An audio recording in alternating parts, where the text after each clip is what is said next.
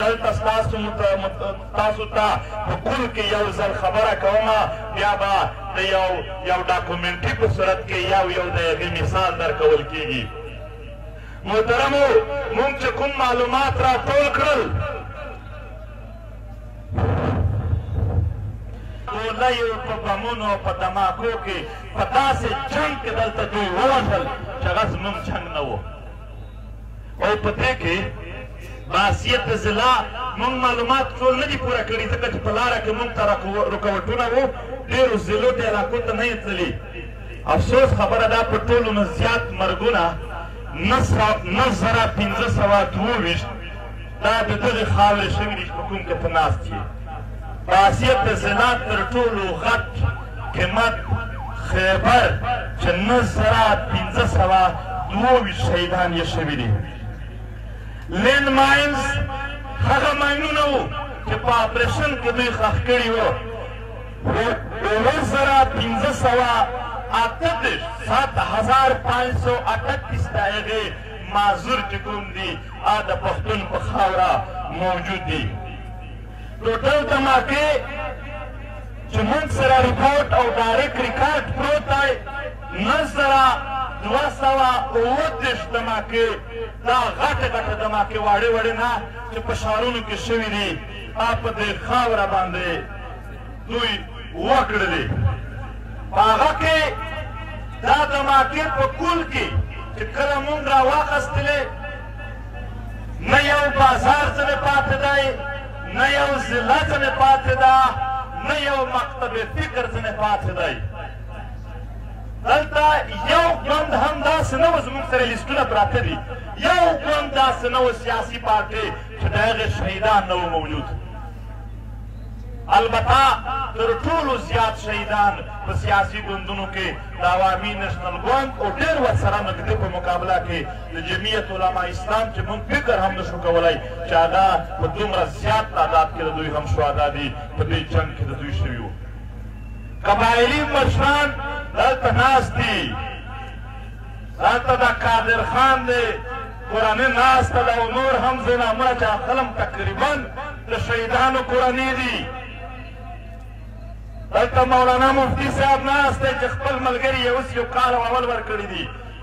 محترمو تقریبا دوی 1400 یادوي زموږ سره خپل د قبایلي علاقایي مشرانو 1,238 مشران داسې دي چې هغونه یا سرونه پرې کړي دي په د خېټو به ورې کړي یا دوی مړه کړي دي. او د افسوس خبره دا ده څه کم 200 دماکې وخله څه کم 200 دماکې په جوماتونو کې شوي دي.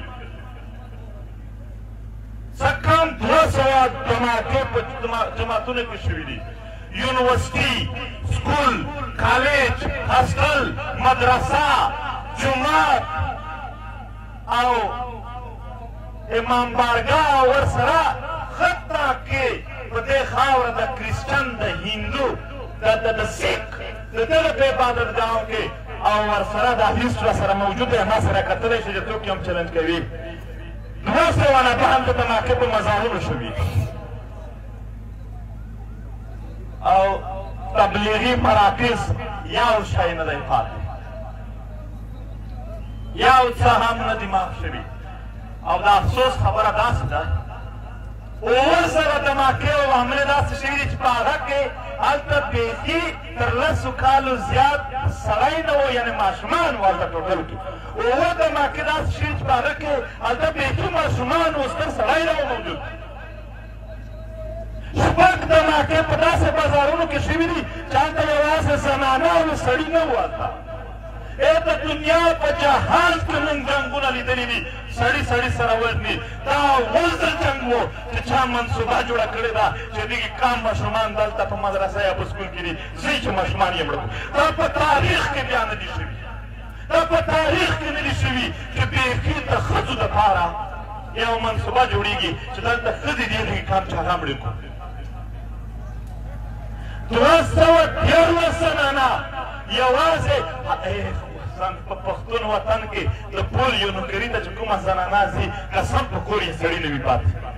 دا دومره د غربت نه دي 213 زنانې د پولیو په ټیمونو کې وژلې شوي دي. او د دې خاورې سیاسي لیډران یې ټول داسې شهیدان کړل، داسې شهیدان کړي دي چې تر نن ورځې پورې د هغې قاتل ته څوک پته هم غځوي یا تش د انصاف خبره کوي، هغه ته څوک نه پرېږدي. محترمو، هېڅوک یې نه دي درته معاف کړي. بیا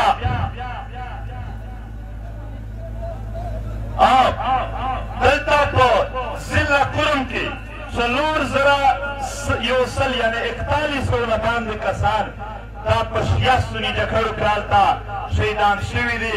زه په ایمان درته وایم هېڅ د شیعه سني جګړه نشته دی. نور د هغې ځای ټول خلک درته موجود کړي چې هغه درته وښایي چې څوک جګړې جوړوي او څنګه یې جوړوي. محترمو، د دغې جنګونو ته وجې 57,10,928 10,10,928 خلک چې کوم دي دا آی ډي پیز جوړ شوي دي چې په هغه کښې 2.3 میلیون یعنې 23 لکه خلک اوس یا آفیشلي یا ان آفیشلي آی ډي پیز دي. دا د هغې نه په بل وطن ژوند تېروي، د خیمې ژوند چا نه دی لیدلی. ما په ټول عمر د ذات په حواله کیسه نه ده کړې، خو نن د مثال په طور پورې ذاته ته پېښ کومه. مونږ چې آی ډي پي شولو، زه نن هم د یو غریبې کورنۍ انسان یم. نو مونږ 8 کاله یو بل چا په خپل کور کې یوه کمره را کړې وه. زما مور پلار او ټول خویندې وروڼه مونږ پوره 14 کسان په یو کمره کې اوسېدلو. زه به په هاسټل کې هم چې کله به راغلم، ما ته به مور ویل هم چې زویه کله به ستا تعلیم ختم کېږي چې خپل په کرایه کور واخلې، ولې چې ما ته نورې ښځې پیغور راکړي چې زموږ په کور کې اوسي. دا ټولو په پیغورونو کې ژوند کړی دی. دا د آی ډي پي ژوند څه اسان ژوند نه و، دا ډېر په مشکلاتو تېر شوی دی. ما ډېر عزتمن خلک لیدلي دي، ما ډېر قدرمن خلک لیدلي دي چې هغه په خیمو کې اوسېدل. زه د 2009 د جنوبي وزیرستان یوه واقعه درته یادوم، او کومه واقعې چې درته یادومه دا میډیا ته چلنج دی، راځئ د هغو سره ملوم هم. هغه واقعه داسې وه چې زما ورور راغی، هغه بیخي یعنې خوب نه ورتلو، په ګولۍ پسې ګولۍ اچولې، ما شوي څه دي ویلې وروره درته ویلی نه شم چې ما نن څه لیدلي دي. ما بیا هم ستړی کړ چې څه شوي وو. هغه ویل زه په لاره روان وم، یو ماشومه مړه وه. زه دې ماشومه ته ورغلم، په دې باندې یو سړی و، څو ماشومان و، یو ښځه وه، دا را بدل شوي وو. په هغه وخت کې خلک آی ډي پیز و، په پیدل به راوتل. ویلې ما تپوس وکړه چې دا تاسو ته څه واقعه در پېښه ده، څه شوي دي؟ ویلې هغو ویل چې مونږ راغلو، د شپې ځای نه و، کلي ډک و ټول. دلته په دې پټي کې دا چې کوم د پیړ دپاره پوړ ورته وایي، تاسو څه ورته وایي؟ دا پوسا چې دغه ته ورکوي، بوساره چې کومه د دغه لپاره کوټې جوړې شي. مونږ د دې کلي نه تپوس وکړو چې په دې کې شپه کولی شو. هغه وویل چې شپه وکئ، خو دلته پټي دي، په پټي کې قسم قسم یعنې دغه وړوکي حشرات وي. هغه د شپې دا مار خوړلې ده دا ماشوم. یعنې دې حق پره مجبور شول. دومره قدرمن خلک یعنې قبایلي اضلاع خلک چې په ټول تاریخ کې نن هم لا چې هلته سوالګر نشته دی، هغه خلک په لیڼونو کې ولاړ وو. او رښتیا د پښتون وطن قدر، هغه لوړتیا داسې د خپو لاندې و، د سوټو لاندې پرته وه. هغه یې آی ډي پیز کړل. د سوات نه واخله تر وزیرستان پره دعوا کېدله چې که تاسو آی ډي پیز شئ، موږ ترهګري ختموی شو. محترمو، 10 لکه ایکړه ځمکه چې کومه ده دا په قبضه کې ده. د پیټه نه واخله تر سوات پره ټول ډیټیل ځکه نه راغله چې دلته ورونه ورکول شوي وو، کنې ټول موجود دي. دا یې دوی دا پکې ده. په 2003 نه واخله تر 2024 پره 2,17,007 2,09,000 شناختي کارت دا د پښتنو بلاک شوي دي. هغه شناخت هم تا ته ډېر په مشکله درکوي، داسې نه درته پرېږدي. محترمو، 2 لکه نه باندې کورونه ړنګ شوي دي. د پښتون سړي تر ټولو غټه بدعا دا ده چې کور دې ړنګ شه. او دغه ظالم په موږ باندې هغه طرز استعمال کړ 2 لکه نه باندې کورونه ړنګ شوي دي 1,11,228 کورونه یوازې د اپر وزیرستان ځان ته ترې ړنګ شوي دي زما د ژوند د تېرولو خو په د غرونو کې یو کور و چې زما پرده پې زما عزت زما مېلمه زما بچي او زما د زنانو ستر پکې موجود و دا هغه دیوالونه نړول چې زما د وطن ستر عزت او زما د وطن د یو قدرمن ژوند پې تېرېدلو محترمو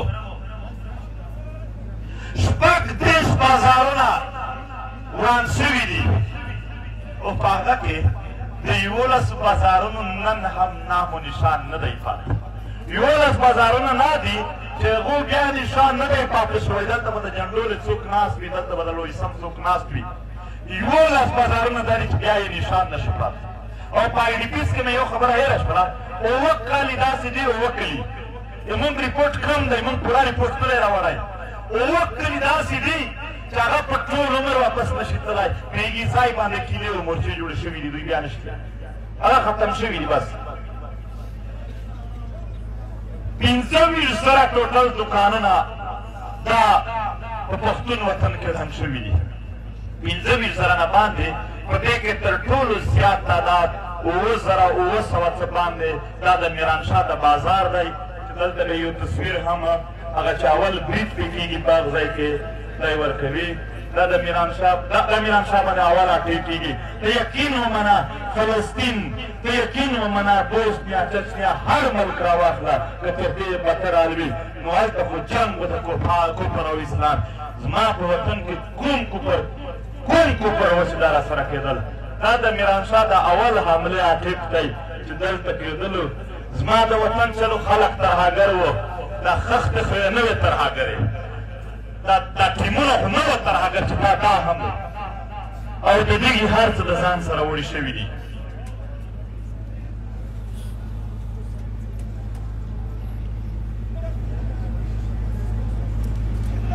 محترمو دا تقریبا یو ډیټه وه چې د هغې موږ ثبوت لرو چې د هغې زموږ سره ډایرکټ کاغذ پراته دي په دې 2 کاله کې چې کومه بتا اخیسته شوې ده بتا په کوم خاکه کې اخیستلی شي ګوډ طالب ډېر طالب فوج ایف سی او په ډېرو ځایونو کې پولیس هم پکې ملوث دی دا چېرته په وسایلو باندې چېرته په ټیکو باندې چېرته په بل شي باندې بتا اخلي یعنې مولوي صاحب که چاته مې پیسې ورکړلې ټیک ټاک مسلمان یم او که نغدې روپۍ پښتون نه کړې ور سور کافر دی وژني دا د کفر او اسلام معیار نوټونه یې جوړ کړي دي په دې خاوره چې کوم د دغې کویلې قانون او نورو قانون والا و دغې ادارو ته نغدې پیسې ورکړې ټیک ټاک پاکستانی دی او که نغدې پیسې نه کړې وای پاکستانیت دلته په پیسو خرڅېږي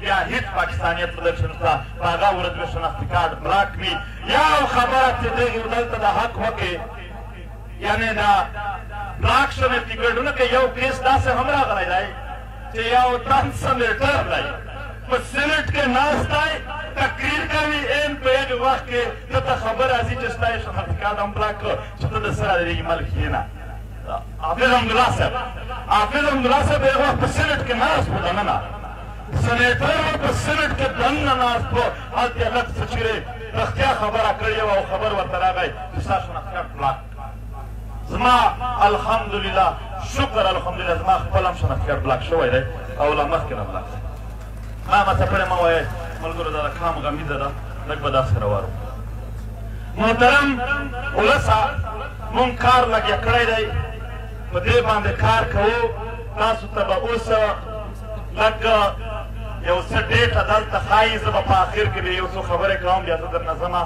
یو ډاکومنټري چې کوم ډایرکټ مونږ دغه کورونو ته ورغلي یو تر دا شروع یې کړه دغه وله ډاکومنټري دا ډایرکټ مونږ هغو خلکو ته کورونو ته ورغلي یو د هغه نه یو مثال د مړیو یو مثال د لیډ ماینز د تماکو د هر یو دغه کړی دی. आवाज ورکړئ. لکېرو داسې د افغانستان او پاکستان په سیمه کې آباد دي. دوی یو لوی میراث لري ځکه نامتو مشران هم شامل دي. پښتانه د ظلم او تشدد اوږد داستان لري. په ټول ولایت کې زرګونه پښتانه بې درکه دي. چا تخته وهي، څوک ملوث دي، جرم یې څه دی؟ د دوی کورنۍ د جوابونو په تمه کې دي. په پښتنو د پاکستان د امنیتي ځواکونو لخوا د جبري ورکېدو، بمي چاودنو او د نورو ظلمونو د نه زغمل غمونو سره مخ دی. میندې ستړې شوې، د خپلو ماشومانو د راستنېدو په انتظار دي. میندې هر وخت د خپلو عزیزانو په انتظار وي. پلار په ناامیدۍ لړزېږي، د جوابونو په لټه کې دی او د حق او انصاف غوښتنه کوي.